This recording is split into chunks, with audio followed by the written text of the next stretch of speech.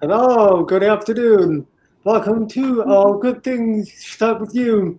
I'm your host, and I am here with Kevin Browett, who is the CEO for the Michigan Institute of Neurological Disorders, or MIND.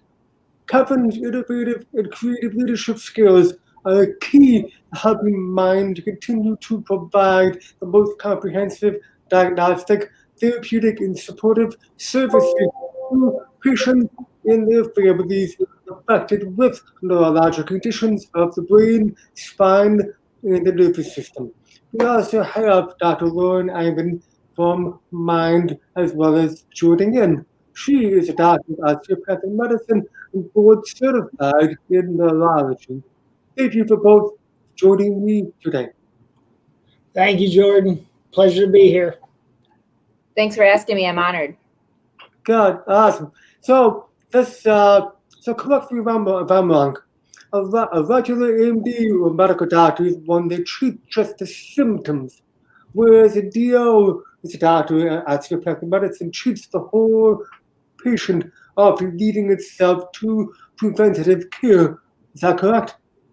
Correct. Yeah.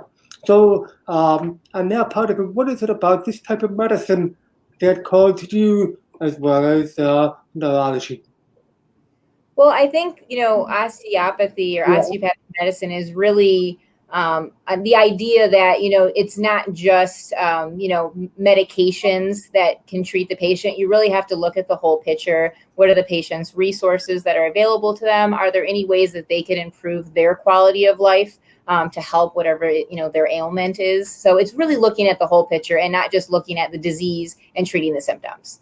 For what I do, which is, specializing in headache medicine at Mind, we try to take all that in account when looking at the patient in terms of, are there supplements that can help? Are there things that they can change about their lifestyle that could improve their headaches, as well as medications and things that they might need to just have an overall better quality of life. Yep. I find that a lot of times doctors tend to be too quick to just prescribe medicine based on the symptoms that the person told them that they're having. And a lot of times that can be correct, but a lot of times there's always underlying issues. How do you go about a little bit more detail analyzing that situation? Well, majority of the patients that I see are in like their prime years of life, where they're young, they're vibrant, they're high functioning, and these headaches are really taking a toll on them. So if I think about myself, who is young and vibrant and want to be active and is successful, I don't want to be on medications that are going to make me feel awful. And I always keep that in mind when I'm seeing these patients. And I try to, when I meet them, look at their overall lifestyle. Is there anything that they could do to optimize their success, as well as procedures? We do a lot of procedures at Mind that aren't available at other institutions to help with migraines or other headache disorders. And a procedure is nice because you come in, you get it done. It may need to be repeated, as a kind of scheduled, but it allows the patient to do better without taking a tablet every day. And once they start doing better and headaches lessen, then they're able to, exercise more, sleep better, and kind of also touch base on those other issues that are probably affecting their headache. So I always try to stay away from medications. And I tell every patient my goal is if we can get you doing better on as little medications as possible, that's what I want.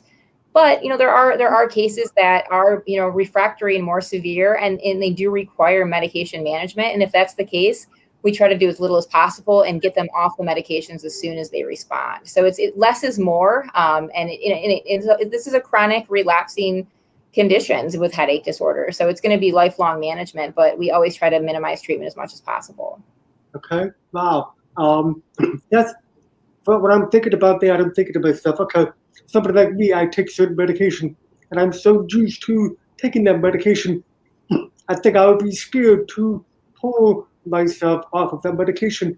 But obviously, I would assume that I have to put my trust in you, that you've done the research, understanding my health history over the last, 40 years or whatever, understand what I've done to be able to make that assessment and allow me to be able to, wean myself off of whatever medication that I might be on. Yeah, you really you got to partner with your patients, and they really do need to trust you. And it can be daunting, when you meet somebody for the first time. And if I'm changing a lot of things up, what they're used to, sometimes they look at me and they're like, I don't know if I want to do all this. And I'll say, listen, like the definition of insanity is doing the same thing. I mean, we need to change some things up, and it's the only way we're going to get you doing better. And if they even put a touch of their trust in me and they see that they're headed in the right direction, we can usually get them there. And that's what makes my job rewarding. And that's really what I like to do, is partner with patients and kind of go on this journey with them, trying to get their quality of life better. Yep. Let's talk about the pandemic for a little bit. There's so many different types of neurological disorders: Parkinson's, Alzheimer's, MS, epilepsy, just to name a few. During the pandemic, did you notice any influx of migraine, tension, or cluster headaches? Anything due to Zoom fatigue? Could you talk to the viewers and explain what to look out for when a headache should be cause for concern? Well, during the pandemic, it was tough because a lot of my headache patients didn't have access to certain treatments that they were used to, right? Whether it was infusion therapies, or procedures that they'd have to come in person for. Even though mine was only closed for a short period of time, that made a significant difference for patients. And then also, they were forced into situations that we would never want patients with headache disorders to be in, which is, home, not exercising like they would be. Food was hard to come by, and then they're forced on a computer screen for hours on end in this kind of forward flex hunched position. And I was seeing what I would call tech neck, this kind of, pain in the neck that would radiate up the back of the head and create this almost secondary headache. And that was hard. And then I'm, virtually having these encounters with people, and they're describing this phenomenon to me. And what they would do best with would be something like physical therapy or even some type of injections, which they couldn't do because physical therapy centers were shut down. And, so it was tough. I think people now, since, the world is starting to, get back to more in-person encounters, people are doing a lot better. But headache patients really had a lot of hardships in 2020, for sure. I would think that it's should be something about blue light glasses to make sure that we're protecting ourselves with the blue rays. And I only say that because my father is an eye doctor, so he's been very adamant about making sure that I wear this when I'm on the computer most of the time. Absolutely. I would say more of my patients had glasses on during my virtual encounters, and I would say, hey, are those blue light blocking lenses? And they'd say, absolutely. So they're motivated patients. They know what they need for these headaches, but it was sad because it was really hard to do what I do, which is, try to give them, tools in their life to improve when you have all these restrictions. So it was frustrating, but I think we've gotten through it and people are back on track now. Mm-hmm. I agree. A follow-up question to that. You mentioned something about physical therapy, and I'm a big proponent of physical therapy. Whenever we have clients who have any ailment issue going on, I always say, go get a free consultation, see what's going on. And I've noticed that, especially me, I'm on the computer, and I've got my shoulder going forward here. My head will hurt more later in the day because I need to remind myself to pull the shoulders back, get myself in the proper position. And when I do that, the headache goes away. So there's so much, not just, what do you say, mind, it's not just up here, it's also the physical component of making sure that you are in the proper position, including sitting, walking, any of that stuff. So how do you handle that in terms of if you notice anything on the, below the neck, I guess is what I'm saying. So when I assess a patient with headache, we know that headache disorders start centrally in the brain, but they also kind of spread to peripheral parts of the brain. And when I say periphery, we're talking about the base of the neck and in the shoulders, and as well as just, in front of the ears and above the eyes. And those are all kind of peripheral nerves that are also involved with migraine. So when I meet somebody with a headache disorder, and let's just say migraine, for example, because it's so common, I'm always examining right off. I can see their posture. And if they're sitting, forward flexed and hunched, I'm like, we're taking a look at their neck. A lot of people, especially during 2020, were clenching, and a lot of jaw tightness that was triggering. So I often, when I discuss physical therapy, it's for things like musculoskeletal issues associated with the headache, just like you had mentioned, Jordan, that that, holding the shoulders back, pushing the shoulder blades together, reminding yourself to do that. And physical therapy is a great reminder a couple times a week to do that. And I would refer a lot for craniosacral therapy, because they not only look at the base of the skull, but they'll also look at the spine alignment and the muscles that kind of, transcend the entire spine. And we'll get patients just by virtue of just physical therapy, even though they still have migraine, because we know there's no cure, it's a chronic condition, that piece of it being that musculoskeletal component will be significantly better. And then their headaches will be a lot less too, and then more responsive to treatment. So absolutely something I consider on every single patient, and it's been much worse this year for sure. I'm with you now. It's crazy. Like for me, I've been doing podcasts. Like I've been doing a lot of my. Typically, when I need to do a phone call, I would use like a captioned system on my computer for captions for talking. Now I just say, hey, let's just do a quick Zoom call. So I'm on this, Zoom a lot more than I ever was, and I get done, at the end of the day, and I'm like, oh, man. I gotta get outside. I gotta, put the water in, stretch out. It's nuts. And obviously, it's a common theme with me. So hopefully that will change relatively soon. But cases are going back up in Michigan, so who knows what's going to happen at this point. So, Jordan, one of the things that I think Dr. Aymen also can share with you is because of the mind structure, there's a lot of tools in-house that she's able to access for a patient. So when she's doing her assessments, and she can speak to this, if she does feel there's something else that she needs to check on, she can literally send a patient to our MRI facilities that are in-house, because we have 2 open MRIs.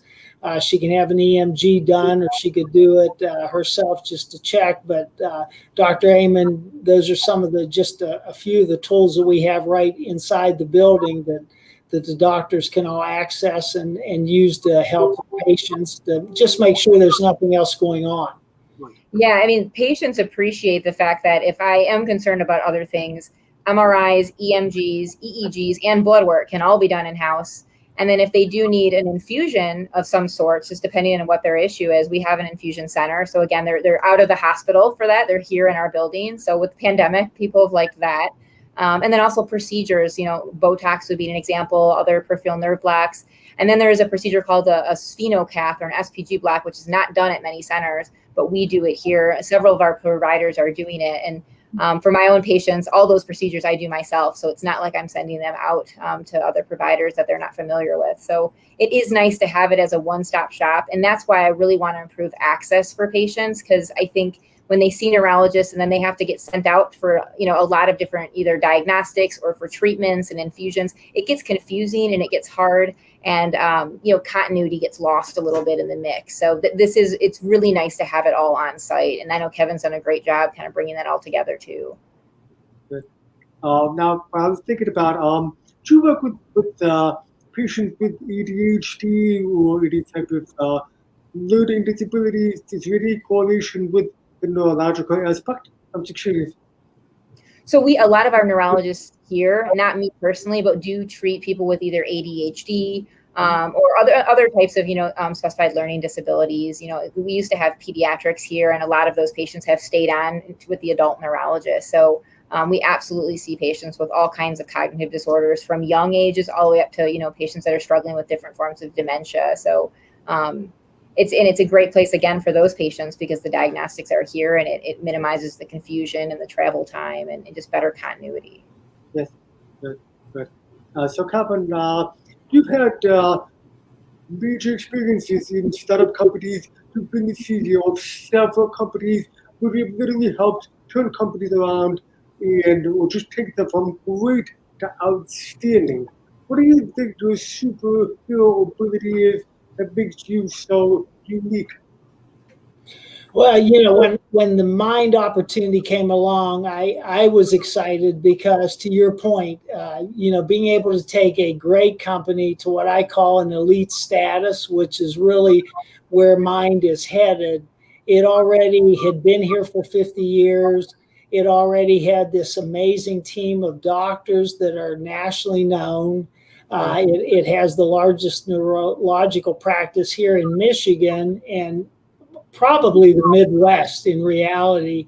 And really, the goal was, how do we take and put the whole process together and expand it? So we have our Dearborn location, we have a Madison Heights location. The Farmington Hills core, the hub of the business, has all these services built inside of it. And we're opening a brand new location in Roseville in the summer of this year.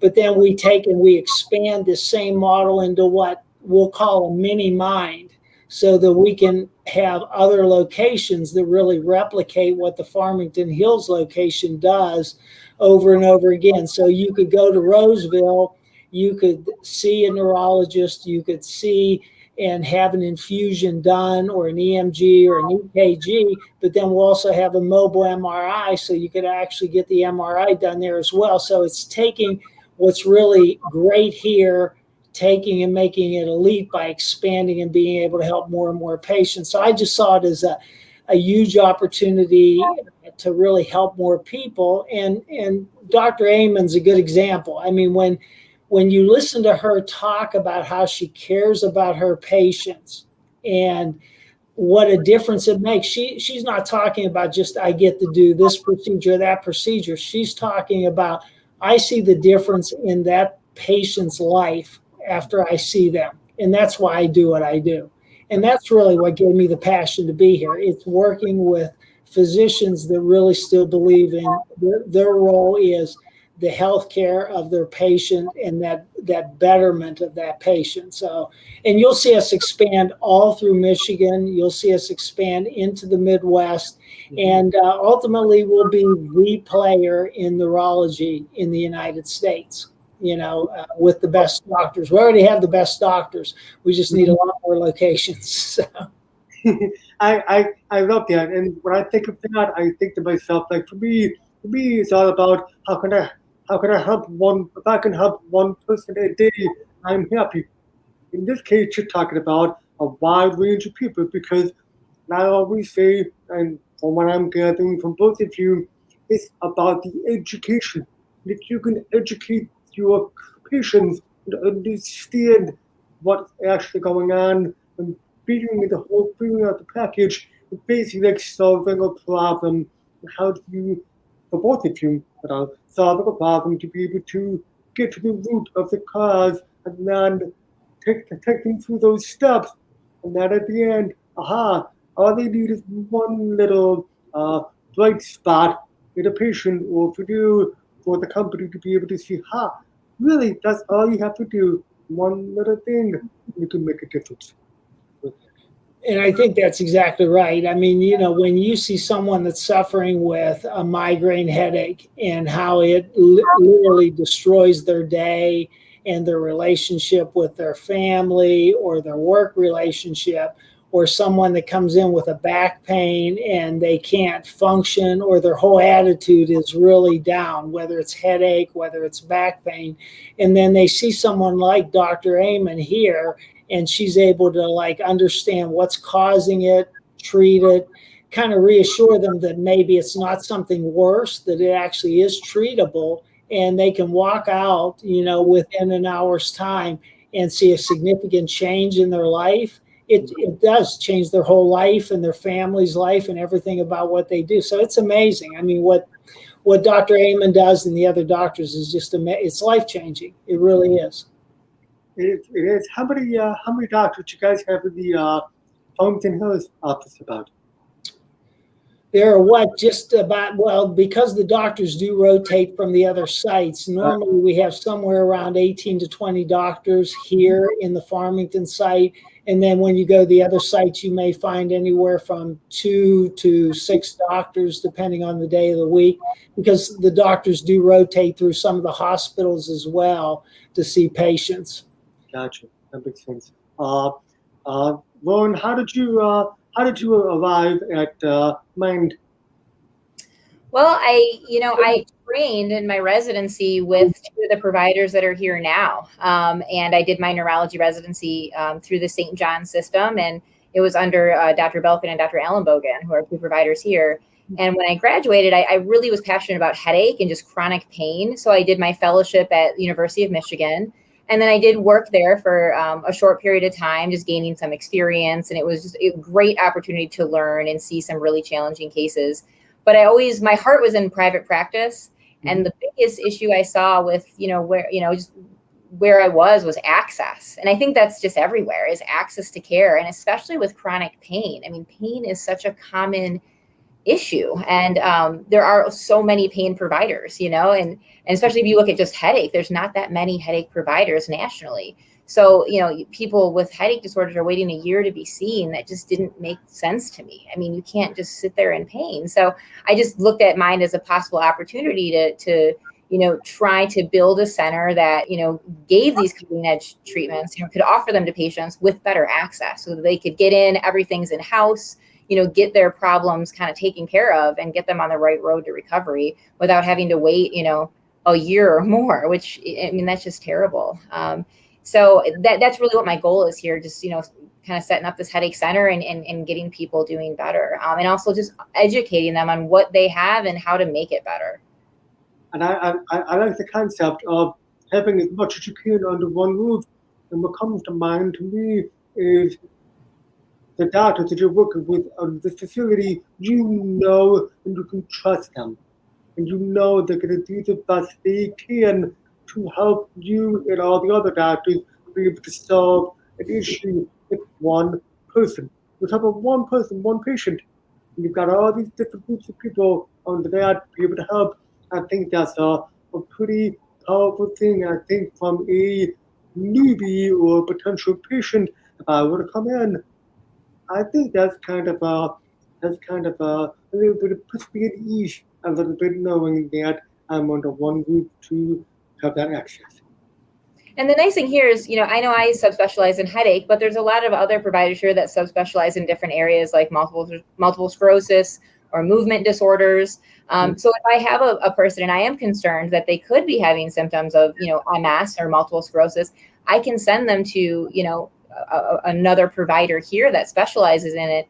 And there's really good communication between the doctors. I see everything that's going on with their treatments. They can get their treatments in house. So it really does make it convenient for the patients. And I know and trust all the doctors here. So I understand where they're coming from with their decisions. And that can really help educate that patient too on why certain providers are making those choices. So it's nice. I think the physicians here have somewhat of a family feel where we've all known each other and work really, really well together, where you don't always get that in a bigger center. So I've really enjoyed, working here and just look forward to kind of what lies ahead. It really is a team. To Dr. Aymen's point, they leverage off of each other. But if Lauren needed someone, she would be able to reach out to a half a dozen other doctors here in house and literally have a consultation with them within a few minutes. And that just helps really for that whole patient care life cycle to really cover all your bases. Otherwise, I've had this personal experience with a daughter that's a gymnast where it took literally 6 months to get one doctor to another service. And literally here, when I brought my daughter here, she saw 2 doctors, a radiologist, got an MRI, and had an epidural all in less than 2.5 hours. Oh, wow. On the roof. So it's just the way the structure's set up and the expertise. But you'd never feel like you were in a big organization. You'd feel like this was your local town doctor caring about you. So it's an amazing environment. That's a great point. I'm glad you said that, because when I think about it, when I go to the doctor, they always say, hey, you got to go see XYZ. You call, make an appointment, then you find out, oh man, 2 months, you got to wait. And then it's like you are literally in pain or whatever's going on. Come on. And then you try calling other doctors and you find out the same thing. And as you know, in the medical field, I always, it's always like for me, if I go to a certain doctor, I always say I want the first appointment after lunch or the very first appointment of the morning, because I know I'm probably not going to have to wait. But again, as you know, everybody waits at the doctor. So it kind of sounds like you've developed this system where that when you get somebody in, they'll be able to kind of looking through, and I think that's rather impressive. So Go ahead. the other thing that's nice about here, which people don't think about, is we actually, so if Dr. Aymen saw a patient and they needed to get tested, we go ahead and contact the insurance company. We get the authorizations. We take care of literally everything. So a lot of the worry about like, well, is this going to be covered, or, do I have to get authorization from my insurance company to go get an MRI? We've already taken care of it. We've done it internally so that the doctors can focus on seeing the patient and caring for the patient, and not worried about everything else. And the patient can leave not worried about what's going to happen at that point. That's an excellent point. That's good. That's very good to know. We talked about this before, but you said you want to be able to open up meeting minds. Is that by the end of 22, or are you looking like into 23, 24, 25 to be able to do this? The expectation is that, we'll have Roseville open up as sort of the first mini mind in July timeframe. And then probably before the end of the year, there will be another one south of us. And then in 2022, I would expect somewhere in the neighborhood of 4 to 6 locations. Most of those will probably still be in Michigan. We may start to see us open down into, Ohio, that type of thing, as we expand our, going forward. 5,000-6,000 square feet. Absolutely wonderful. So I have one question for both of you, and my question will kind of sum this up a little bit. Is what I find is very important to understand everybody has different ways of recalibrating, whether it's yoga or meditation, whatever it is. Kevin, what do you typically do on a daily basis that allows you to reset, recalibrate with all the things you have going on? How do you get yourself back to setting? That one's easy for me. Every morning I get up at 3 a.m. and I go down and I work out from 4 to 6:30, and I've done it my entire life because I love to work out. So it's quiet. It allows me to stay healthy and get very focused. And it also allows me that when I'm done with a busy day, the other thing that recalibrates my family, and I like to have quality family time. And I want to just shut off at the end of the day and spend time with them. So that's how I do it. Wonderful. I love that. You get up at 3. I get up at 4 a.m. See? I'm not too far behind you. How about you, Lynn? You guys are making me feel bad because I get up at 5. I have 2 young daughters at home, so I'm not going to bed until 2 a.m. But no, I get up at 5, and I'm a big runner. I enjoy, running, and so yeah, I have a treadmill downstairs in my basement, and I get up and I'll do, a 5K or just something just to start my day. And that really just kind of gets me ready and clears my mind. I mean, yeah, I enjoy exercise and being healthy, but for me, it's almost just the mental serenity, of just getting ready to start a new day. And at the end of the day, then I'm all ready to, hang out with my family and just enjoy my evening. So. Wonderful. My last question for both of you. We'll start with Lauren. What brings you joy? Yeah, gosh, I feel very blessed. I love my job, and I don't know that a lot of people can say that all the time. And I wake up every day and I don't know who I'm going to see and who I'm going to meet and the types of headaches I'm going to deal with. And I mean that by patients, not headaches. But yeah, no, I love what I do. And then I come home I have a wonderful husband and 2 loving daughters, and just a really full family. So I'm very happy and very blessed. And I think just doing what I do every day brings me joy, and just helping people get their quality of life back, and seeing mine be successful and see more access for patients with headache is going to just, compound all of that. And I love that you're not just saying that because Mr. CEO is right here.